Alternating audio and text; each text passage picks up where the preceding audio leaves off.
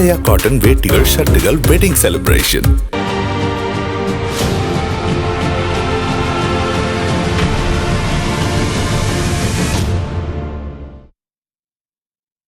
மக்களவைத் தேர்தலின் 4ஆம் கட்டத்தில் வாக்குப்பதிவு நடைபெறும் 96 தொகுதிகளில் பரப்புரை ஓய்ந்தது. இதில் 1717 வேட்பாளர்கள் களத்தில் இருக்கிறார்கள்.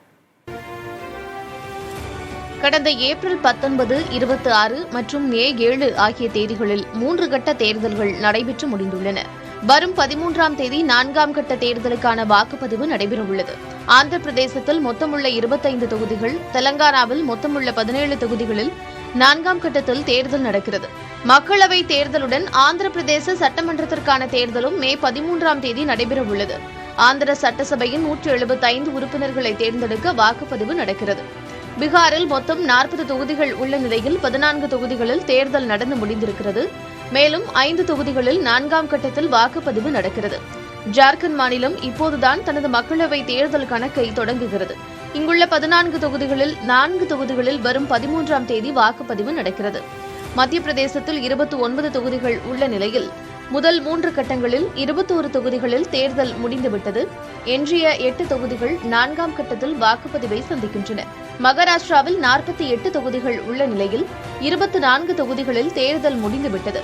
இங்கு 4ஆம் கட்டத்தில் 11 தொகுதிகளில் வாக்குப்பதிவு நடக்கிறது. இங்கு இன்னும் 2 கட்ட தேர்தல் நடக்க வேண்டியிருக்கிறது. ஒடிஷா மாநிலமும் 4ஆம் கட்டத்தில்தான் மக்களவை தேர்தல் கணக்கை தொடங்குகிறது. இங்கு 21 தொகுதிகள் உள்ள நிலையில் 4ஆம் கட்டத்தில் 4 தொகுதிகளுக்கு தேர்தல் நடக்க உள்ளது. உத்தரப்பிரதேசத்தின் 80 மக்களவை தொகுதிகளில் 26 தொகுதிகளில் தேர்தல் நடந்து முடிந்துவிட்டது. மேலும் 13 தொகுதிகளில் வரும் 13ஆம் தேதி வாக்குப்பதிவு நடைபெறவுள்ளது. மேற்கு வங்கத்தின் 42 தொகுதிகளில் 10 தொகுதிகளில் வாக்குப்பதிவு முடிந்துவிட்ட நிலையில் 8 தொகுதிகளில் 4ஆம் கட்டத்தில் தேர்தல் நடைபெறுகிறது. ஜம்மு காஷ்மீரின் 5 தொகுதிகளில் 3 தொகுதிகளில் தேர்தல் நடந்து முடிந்திருக்கிறது. மேலும் ஒரு தொகுதியில் 13ஆம் தேதி வாக்குப்பதிவு நடக்க உள்ளது.